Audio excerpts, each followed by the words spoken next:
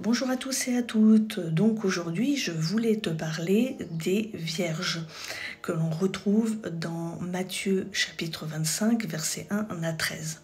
Donc de quoi est-il question dans cette parabole? Donc il est question de 10 vierges, dont 5 étaient sages et 5 étaient folles.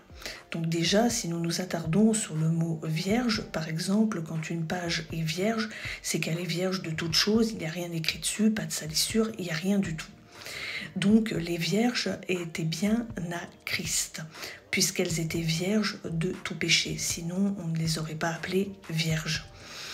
Et en fait, il y avait 5 vierges sages et 5 vierges folles. Donc cette parabole concerne les chrétiens et non les non-chrétiens, puisqu'il est fait référence à l'huile. Et l'huile est le symbole du Saint-Esprit. Donc quelqu'un qui n'est pas né de nouveau ne peut pas avoir d'huile puisqu'il n'a pas le Saint-Esprit. Donc 5 vierges étaient sages et étaient remplies du Saint-Esprit, et 5 vierges étaient folles, c'est-à-dire qu'elles étaient peu ou pas remplies du Saint-Esprit. Et donc, les 5 vierges folles ont raté l'enlèvement puisqu'elles se sont réveillées un peu tard. Donc cela ne remet pas en cause le salut.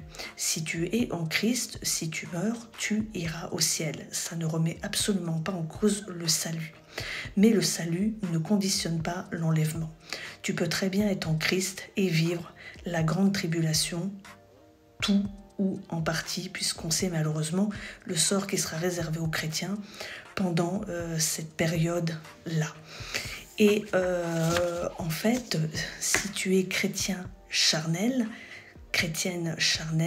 eh bien tu participeras à cette grande tribulation, tu vivras cette grande tribulation. Et donc, je t'encourage à être rempli du Saint-Esprit et à être un chrétien ou une chrétienne spirituelle remplie de l'Esprit. Entretiens-toi par des psaumes, par des hymnes et des cantiques spirituels comme il est écrit dans Éphésiens 5, 19. À bientôt!